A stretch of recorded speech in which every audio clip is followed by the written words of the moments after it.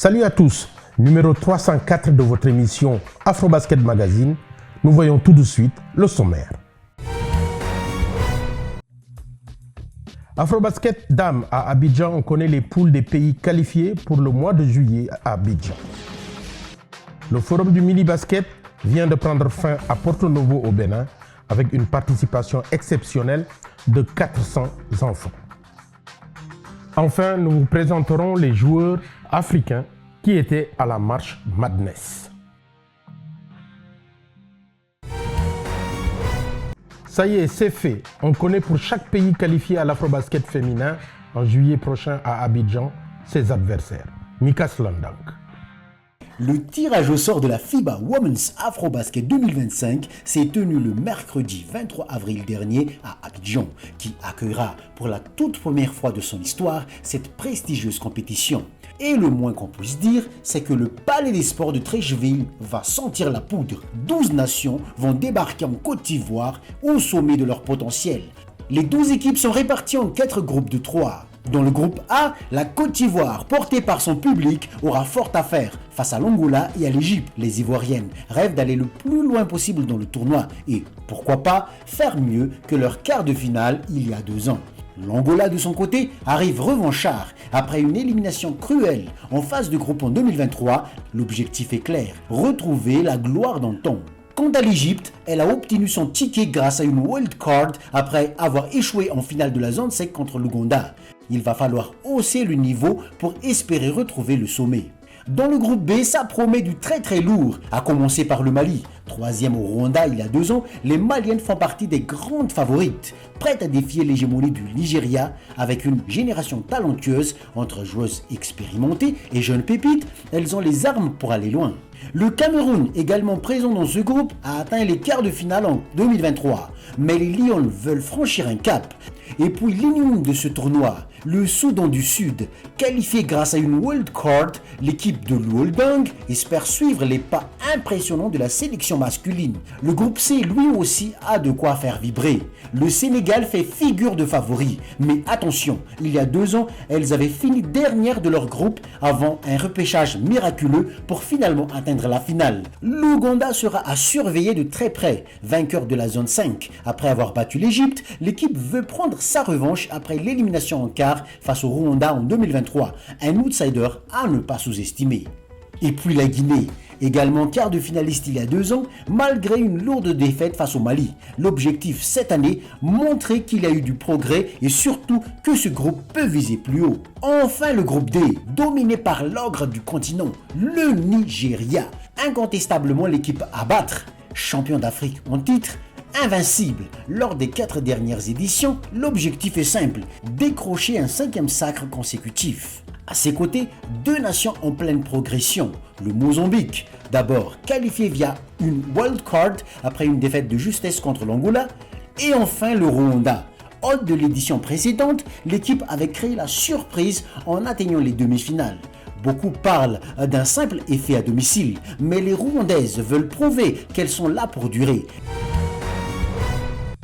Avec la collaboration de la Fédération béninoise de basketball, la FIBA Africa et la Fondation FIBA ont apporté leur soutien pour la réalisation du forum du mini-basket pour les enfants âgés de 5 à 12 ans, avec un principal objectif, le développement de leurs compétences et la discipline. Marianne Feza.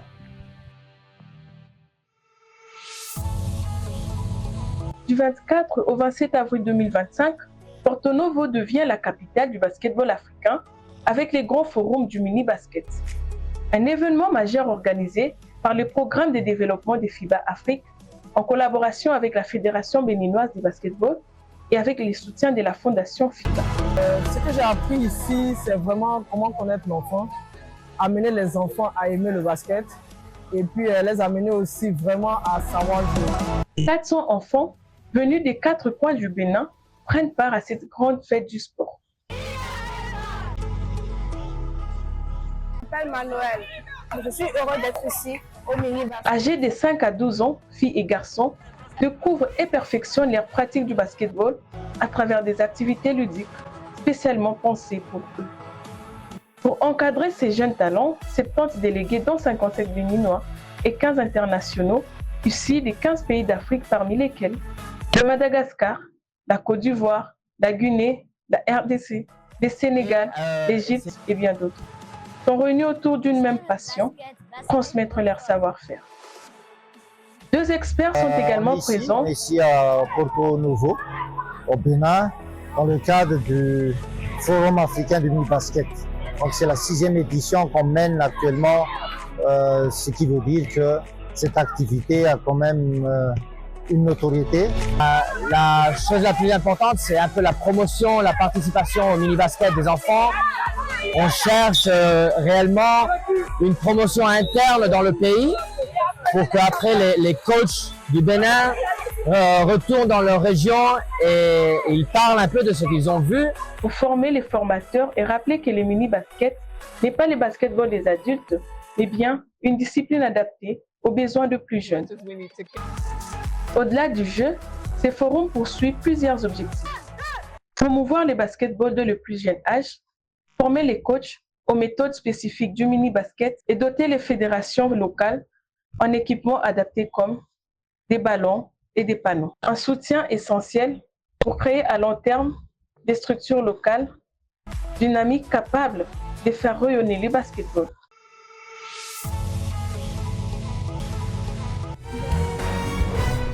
C'est quoi la March Madness, sinon la folie de Mars? Ce tournoi à élimination directe dont le gagnant est désigné champion national de college basketball aux États-Unis, la NCAA. Quels sont les Africains qui ont disputé ce March Madness? Mika Slamdang. Chaque mois de mars, le basketball universitaire vit au rythme de la March Madness, ce tournoi fou qui déchaîne les passions et fait vibrer tout un pays. Un rêve pour les étudiants athlètes et un véritable honneur pour les joueurs et joueuses africains qui y prennent part. En tête d'affiche, Kaman Malouak, pivot sud-soudanais de 2,18 m, révélation chez les Blue Devils du Duke. Aux côtés de la future star Cooper Flagg, Malouak n'a pas déçu. Plus de 8 points et près de 7 rebonds en saison régulière, mais une fin cruelle pour Duke, éliminé en demi-finale par Houston, 70-67.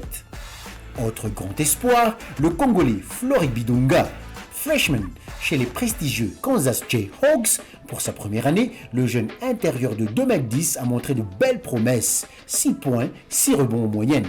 Mais sa découverte de la March Madness s'est arrêtée net dès le premier tour, surpris par Arkansas 79-72. La suite, ce sera l'heure de la confirmation. Mais cette année, l'Afrique peut se réjouir, elle compte un champion NCAA dans ses rangs, le Nigérian Reuben Chinyelu. Deuxième saison chez les Florida Gators, a joué un rôle clé en finale avec 19 précieuses minutes sur le parquet. On termine chez les hommes avec le plus productif de tous cette saison, Omar Ballo. Le Malien s'est imposé comme un pilier des Indiana Hoosiers avec des moyennes impressionnantes, 13 points et 9 rebonds. Mais collectivement, la saison n'a pas tenu ses promesses. Chez les dames, ce sont les Yukon Huskies qui sont montés sur le trône. Dans leur rang, une tour de contrôle venue d'Égypte, Jana El Alfi, 1,96 m. Première saison NCAA et déjà un rôle important. 5 points, 5 rebonds en moyenne, mais surtout une dissuasion défensive remarquable sous le cercle. Le début d'une grande histoire. Autre belle première, Christina Rakutbe, première malgache à participer à la March Madness. Étudiante à UNC Greensboro, elle s'est illustrée notamment lors de la finale de la Southern Conference, qualifiant son équipe pour le grand tournoi national. Enfin, un mot sur Siratienu, la malienne des Ole Miss Rebels, une saison convaincante, 10,7 points, 4,5 rebonds en moyenne. Malheureusement, son équipe a été stoppée en post-season par UCLA. La WNBAL a connu sa 30e édition de la cérémonie annuelle de la draft, lors de laquelle les franchises de la WNBA choisissent les joueuses qu'elles veulent engager. Quelles sont les Africaines qui ont été draftées? Antoine Bell. The Washington Mystics select Okikiola Iriafen, University of Southern California. La Nigériane Kikiola Iriafen et la Malienne Aïcha Koulibaly sont les deux Africaines qui ont été draftées en WNBA en avril.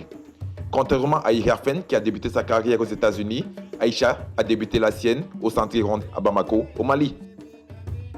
Aïcha, je l'ai connue en 2011 quand ses parents sont venus les inscrire, elle et sa petite sœur Mariam Koulibaly. Voilà, donc elle est arrivée ici très jeune, à l'âge pratiquement de 9 ans. À seulement 15 ans, Aïcha Koulibaly apparaît à l'équipe nationale U17 du Mali, car surclassée, elle renforce l'équipe U17 pour sa participation à la Coupe du Monde FIBA à Saragosse, en Espagne.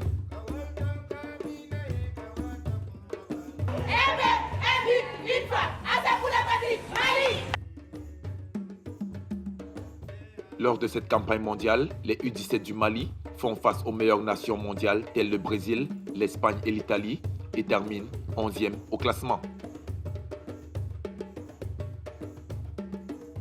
Un an plus tard, Aïcha refait parler d'elle, cette fois en équipe U16 du Mali, lors de l'Afrobasket U16 à Maputo au Mozambique, où Aïcha creve les écrans avec une moyenne de 21,8 points par match, 25 points et 6 interceptions contre l'Angola en finale. Aïcha remporte la médaille d'or et est nommée MVP de la compétition. Point shooting, they've hit both threes tonight. Koulibaly, foot on the line, a two swirls in. La suite de la carrière de Koulibaly se déroule aux États-Unis, où elle débute sa carrière universitaire à Auburn, équipe avec laquelle elle dispute 23 matchs avec 7 titularisations et 5,1 points par match. Le 7 juillet 2023, Koulibaly est transféré à Texas A&M, équipe surcotée dans le championnat NCAA. Elle frappe à l'œil des recruteurs avec 32 matchs enregistrés et une moyenne de 12,8 points par match. La machine Koulibaly est en marche pour la WNBA. Malgré sa légère blessure à la fin du Madness, Aïcha est déjà présente sur les tableaux des équipes WNBA. Elle est draftée 22e choix au deuxième tour par les Chicago Sky WNBA. And I'm so grateful to be here and be part of this franchise, and I'm so glad that I came here, and I can't wait to see what's next. Kikiora Ihiafen, quant à elle, née aux États-Unis de parents nigérians et ayant évolué à University of Southern California, a été draftée par les Washington Mystics au 4e choix. I'm doing it for the Nigerian girls, little black girls, the girls in LA, honestly, everybody that just, has helped me get to this journey. So I think I just tell them, do it, but do it even better than I did. Voilà, Afrobasket Magazine, c'est fini. Restez fidèles à la suite de nos programmes. Au revoir.